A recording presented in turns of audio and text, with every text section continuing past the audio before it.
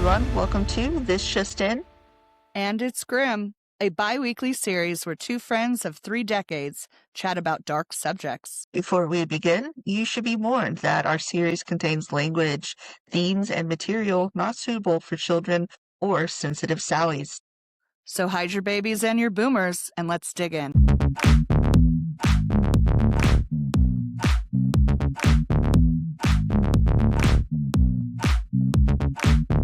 Hey, hi, everybody. Welcome back. This is our second episode of our season of hate. I just like doing that.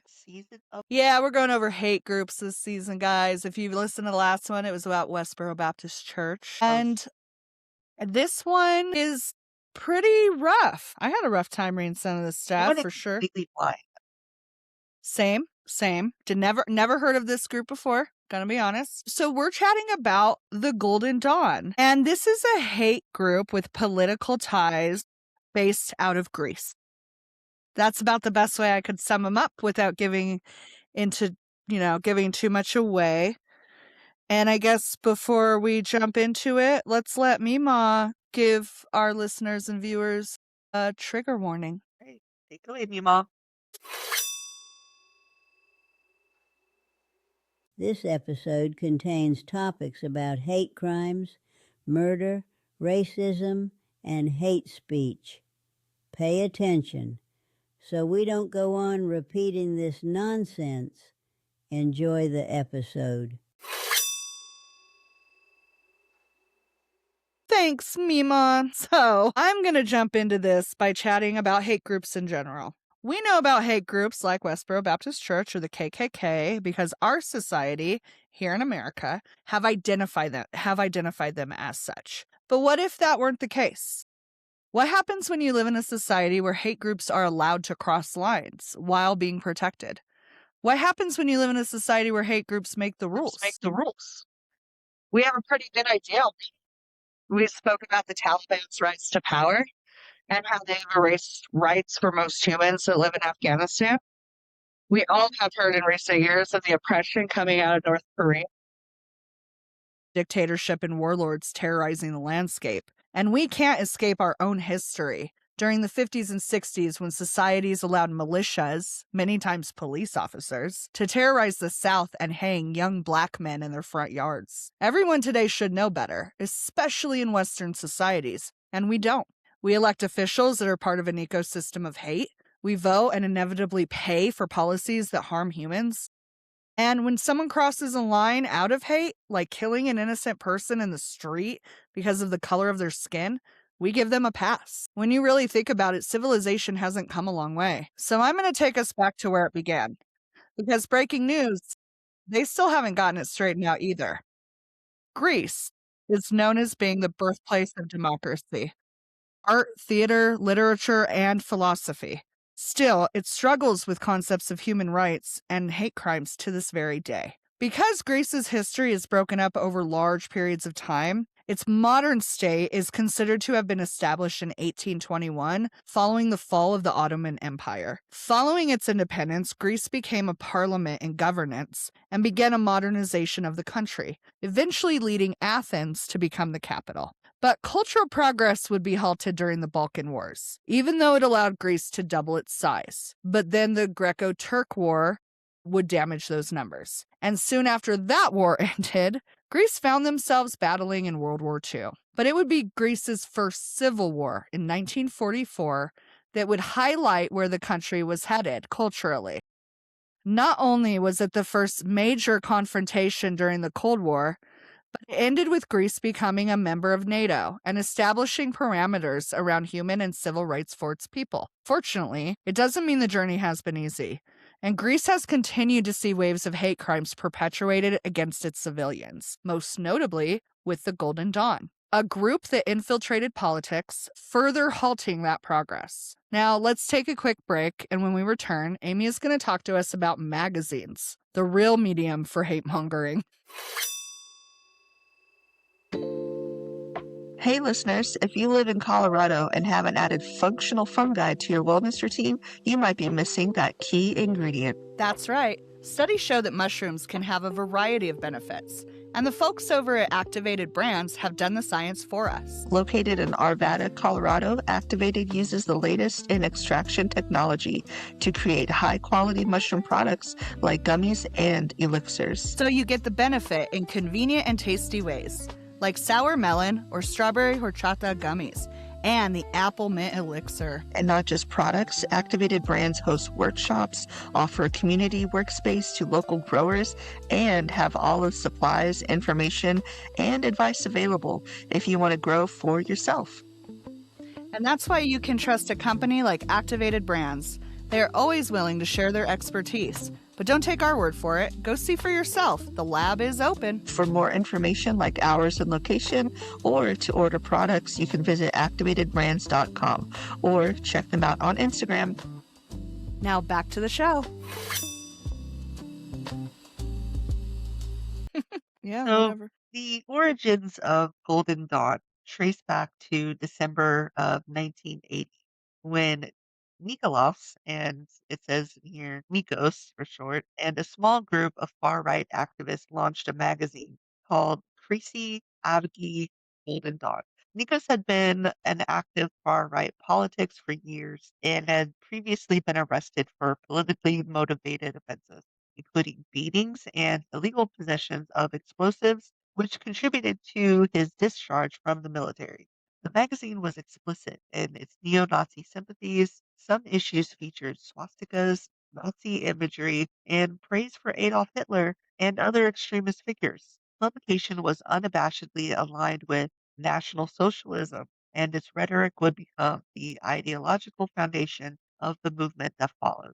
However, the magazine ceased publication in '84 when Nikos joined the National Political Union and took over the leadership of its youth section, laying a more formal foundation for what would eventually become a political organization.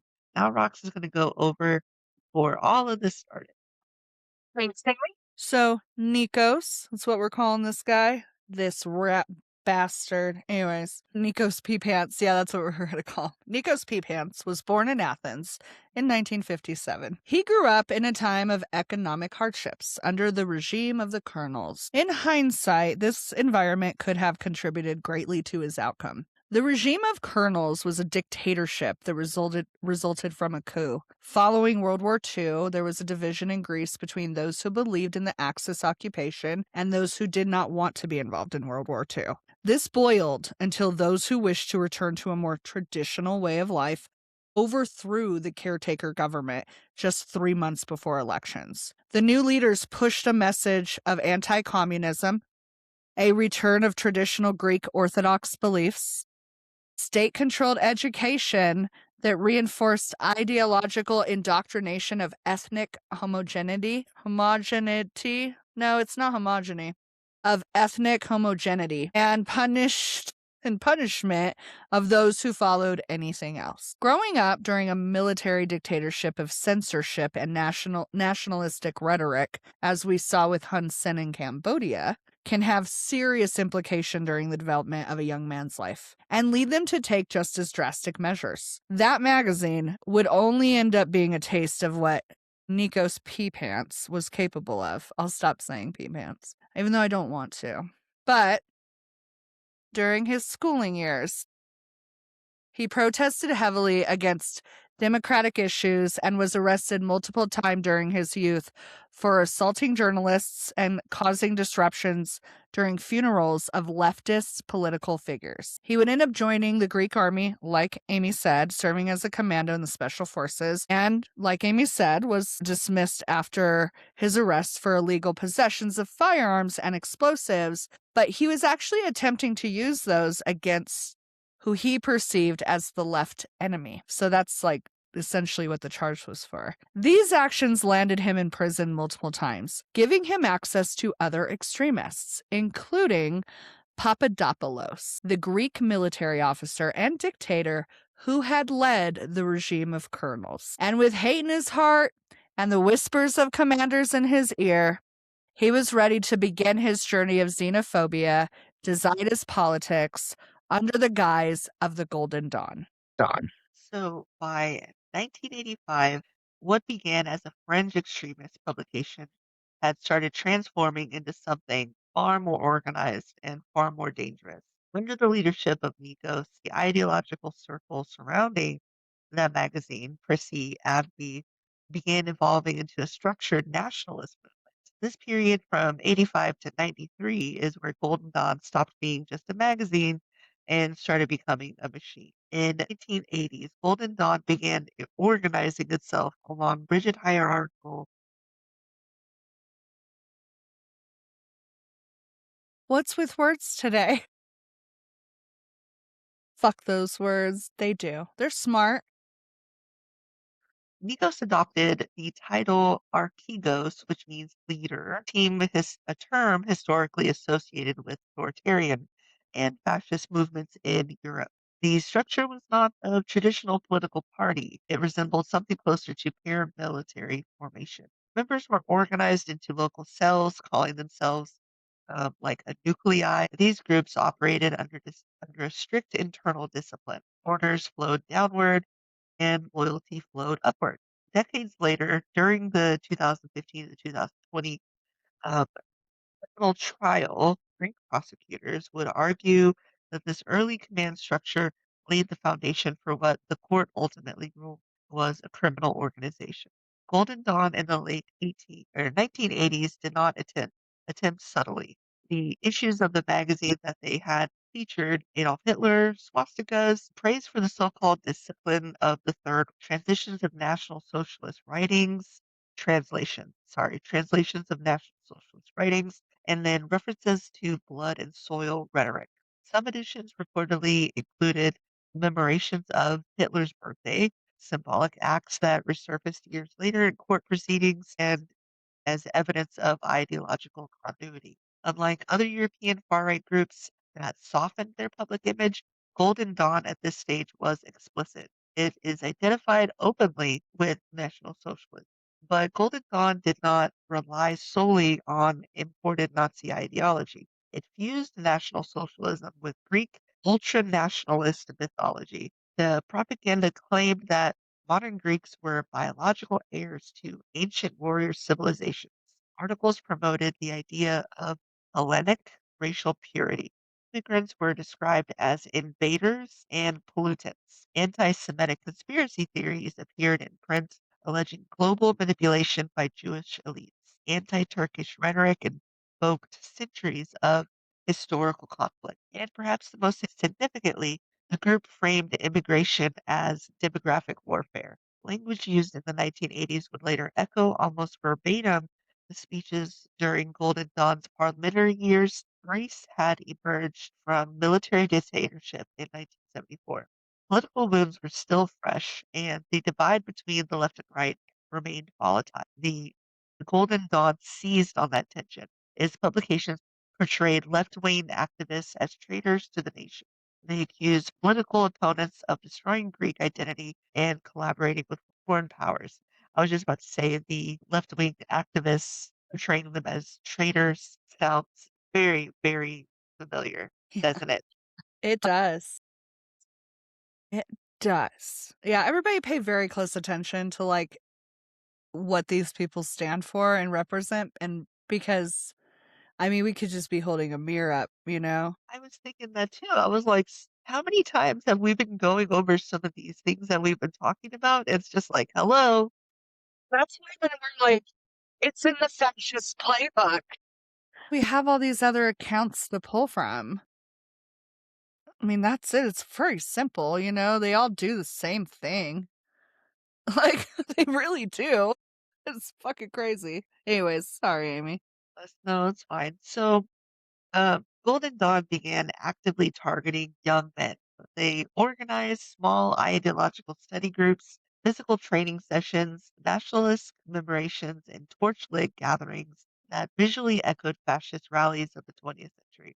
Photographs from early demonstrations show members giving stiff-armed salute gestures. Prosecutors would later reference during the criminal trial as evidence of continuity with neo-Nazi ideology. This was not spontaneous radicalization, it was cultivation. Though the widespread violence associated with the Golden Dawn would come later, the early 90s showed warning signs. During the Macedonia naming dispute between Greece and its northern neighbor, a period of heightened national fervor, Golden Dawn members appeared at rallies, distributing propaganda and recruiting sympathizers. Reports from the early 90s described clashes with leftist demonstrators and intimidation of immigrants. They were still politically marginal, but they were visible. In 1993, Gundad officially registered as a political party. It remained insignificant for years, but that registration was strategic. It allowed the movement to operate legally within Greece's democratic framework while maintaining its authoritarian internal doctrine. The structure was in place, the ideology was refined, the membership base was growing. Now time for a quick break. Hey, listeners, if you reside in Northwest Indiana and are feeling indulgent, you should head over to chantillyluxurychocolates.com. The chocolates are handcrafted, and each box is filled with expertly selected pieces for both their taste and their visual aesthetic. Not only are they delicious, with flavors like black cherry cheesecake, salted caramel espresso, and butterscotch pecan crunch, the prices can't be beat, especially for artisan level chocolates. And they feature rotating seasonal flavors, the ability to customize boxes, consultation services for a variety of culinary and confection inquiries, and party favors to go along with your next big event. So, Indiana, if life is like a box of chocolates, you may as well make it luxurious. Visit chantillyluxurychocolates.com or check them out on Instagram today. Now back to the show.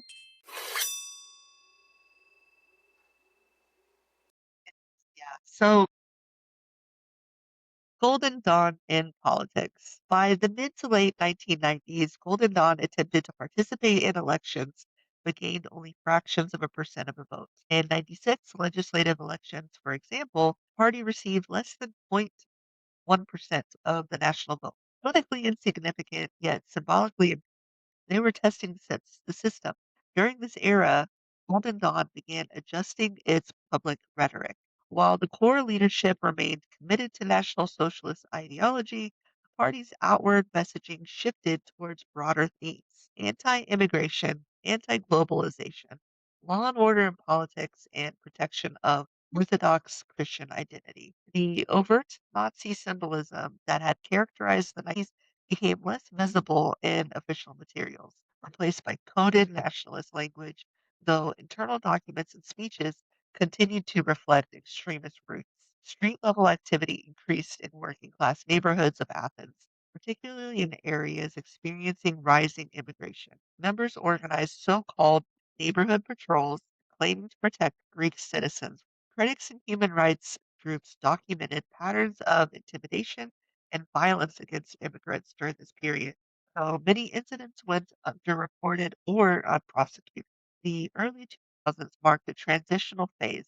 Golden Dawn temporarily suspended formal party operation in 2005 and encouraged members to cooperate with other national formations. But beneath the surface, the network remained intact. Then came 2008. The global financial crisis hit Greece with devastating force, just like the United States. By 2010, the country was engulfed in a sovereign debt crisis. Unemployment soared, austerity measures imposed under European Union and International Monetary Fund bailout agreements triggered widespread anger and political instability. Public trust in mainstream political parties collapsed, and then the Golden Dawn seized the moment. The party framed the crisis not as economic mismanagement, but national betrayal. Propaganda blamed corrupt elites, foreign lenders, immigrants, and political opponents. The message was simple. Does that sound familiar? I know. It's crazy, isn't it? Greece had been humiliated, and only radical nationalism could restore their dignity. Between 2009 and 2012, Dawn support surged dramatically. In 2010, Athens municipal elections, party candidate Nikos won a seat on the Athens City Council, marking the group's first meaningful electoral breakthrough. Just 2 years later, in of Ju- or the May and June 2012 parliamentary elections, Golden Dawn captured nearly 7% of the national vote and won 18 seats in the Hellenic parliament. what had once been a French neo-Nazi publication in the 1980s and now entered the national legislature. And with parliamentary immunity, state funding, and national visibility, Golden Dawn was no longer operating in the shadows. It was operating in the center of Greek politics. Now Rox is going to go over what these shitbags did outside of politics. Yes, I am. Okay. So the Golden Dawn, although heavy in the political ring, as Amy just talked about, what their followers were up to on the streets was just as devastating to the country. Amy kind of briefly went over some of this. I'm going to give you guys a little bit more detail and open this up a little bit more. Okay, so during the 1980s, the Golden Dawn was not yet the parliamentary party it would become in the 2010s. Instead, it was a fringe, semi-secretive neo-Nazi organization. Its activity during this decade focused more on ideological groundwork, recruitment, and small scale street violence rather than large scale organized crime. Throughout the mid to late 80s, the group functioned as a paramilitary cadre. Members were involved in numerous uninvestigated brawls and punitive attacks against left wing students and anarchists in Athens. At the time, these were often dismissed by police as clashes between extremists rather than organized criminal acts. A key feature of this decade was the group's alleged collaboration with elements of the Greek police and security services. Because many members had tied to the former military junta, they were often shielded from persecution for minor assaults or weapons charges. These crimes of this era were primarily illegal possession of weapons, explosive, and grievous bodily harm during street fights. In the 1990s, Golden Dawn transitioned from that shadowy magazine circle into that registered political party, but their street presence became significantly more violent. During the 90s, Golden Dawn members began wearing their signature black t-shirts and camouflage pants, carrying out organized sweeps of neighborhoods. Their primary targets were Albanians after the fall of the Eastern Bloc and other immigrants, and also left-wing students were hugely targeted by them. In 1998, a group of Golden Dawn members, led by high-ranking member Antonis Androutosopoulos, attacked 3 leftist students outside a court in Athens.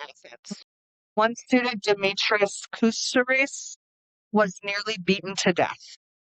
Androutosopoulos went into hiding for years, allegedly protected by sympathizers in the police force, but was eventually convicted of attempted murder. This incident proved the group was training its members for lethal violence. Between 1993, several members were arrested during the protests over the Macedonia name dispute.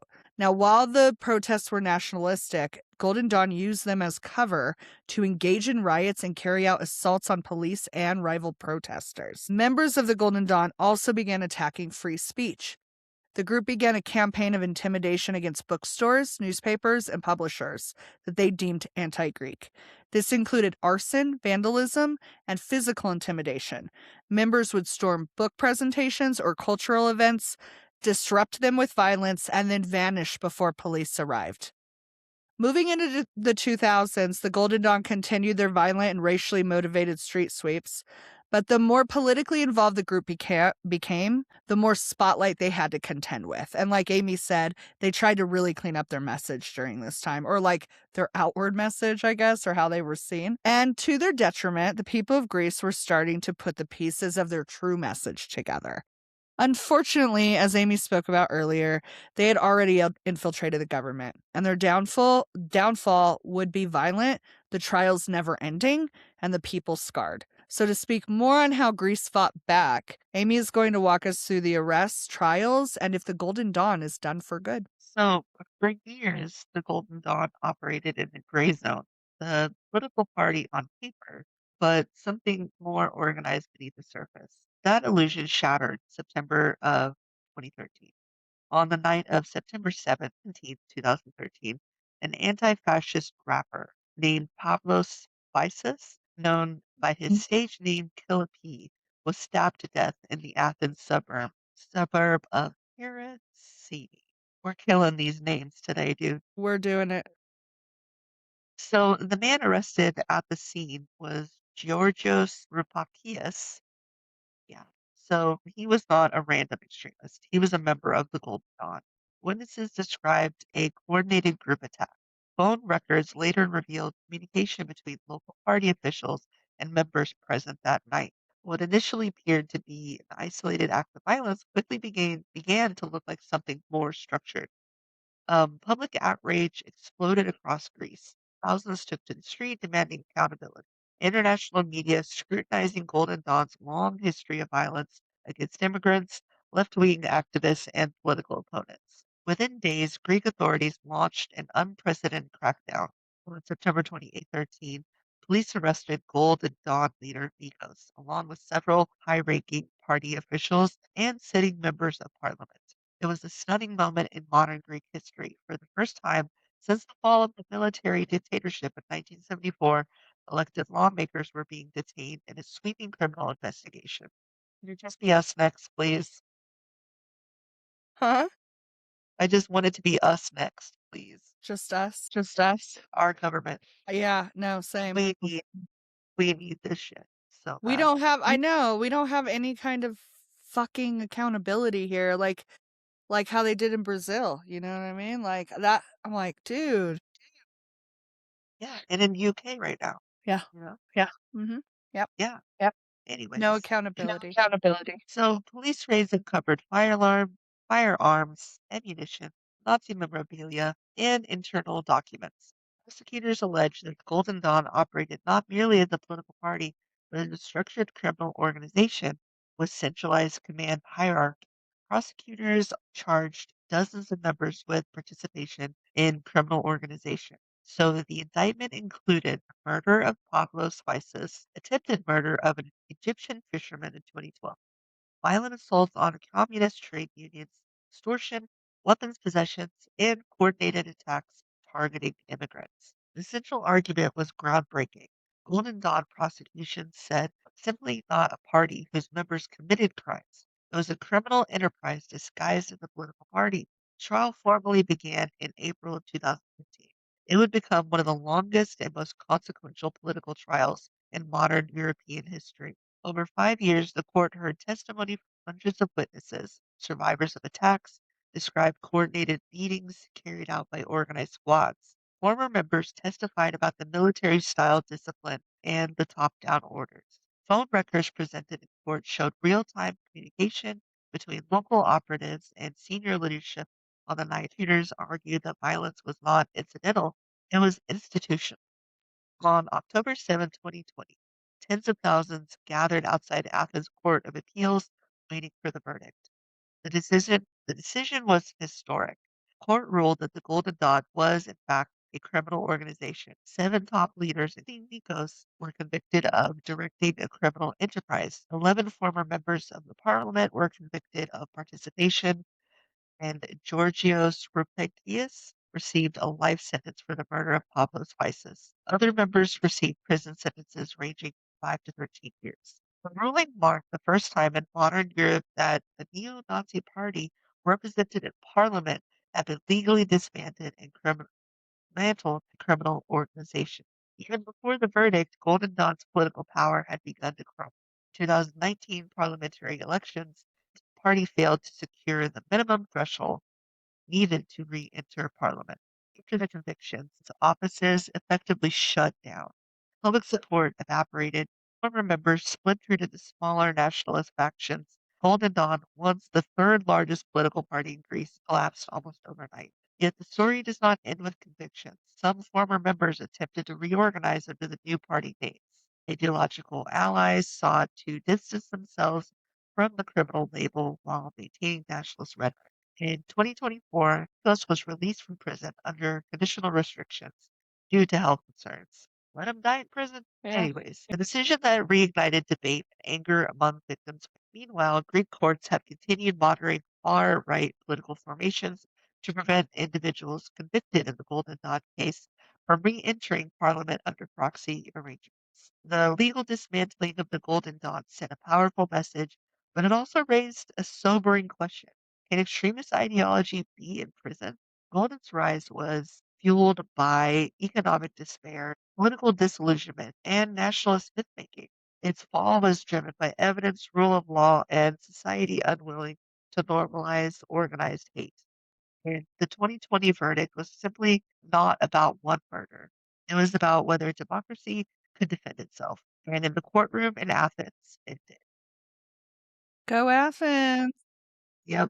Like, dude, isn't this such a like camouflage, masked up jackboot thugs going into the streets, taking out anyone that they deem as an immigrant?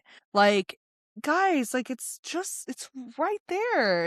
It just happened in Greece, like literally in the last decade. Have them. Like, who the fuck has them on them? Like, Exactly. Exactly. and not just that, like here in America, you are told not to carry that information with you because of how hard it is to get it again. Exactly. I know this from personal experience. It's like, don't lose that fucking paperwork, guys. Keep it at home where it's safe. No, it's just it's bullshit. It's bullshit. And it's them trying to cover the fact that they're racist bigots. Cause they don't want to come out and say we just don't want the brown people here. You know, just at least come out and say it. Fucking Yeah. bitches. Like we all know you're thinking it. It's obvious that's what you're doing. That's what all of this is about. So quit being fucking pussies and say it.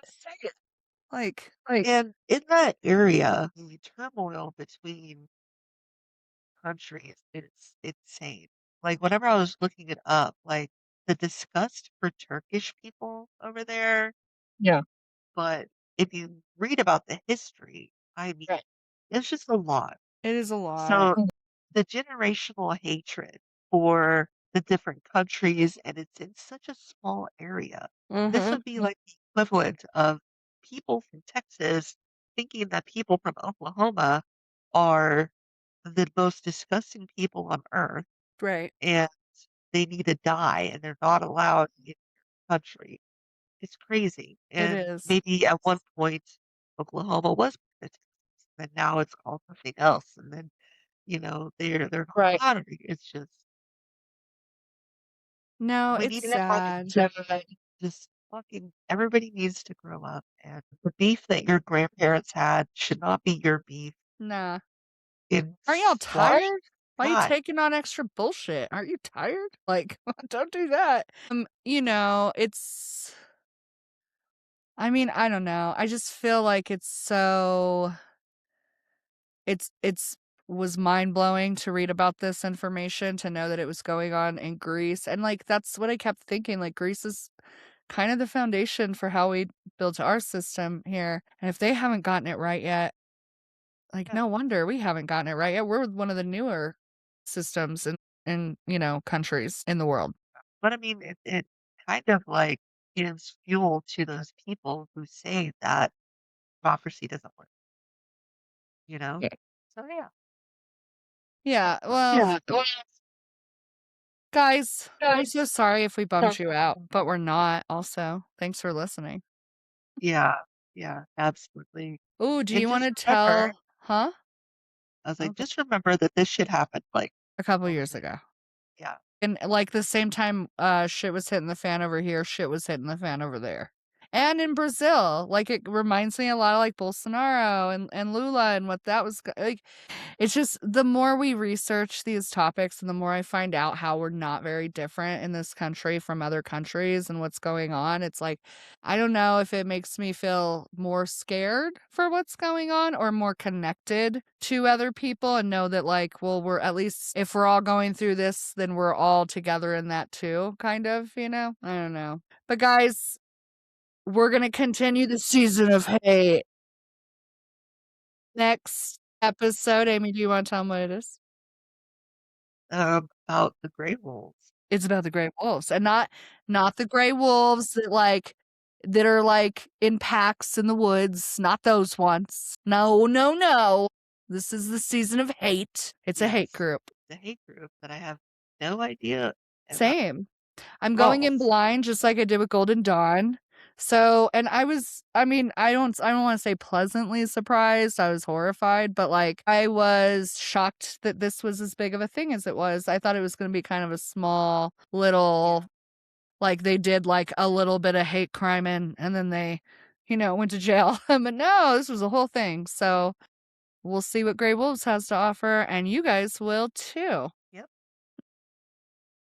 All right. You guys have any questions? Visit this just in and it's grim.com. You guys next time. Bye.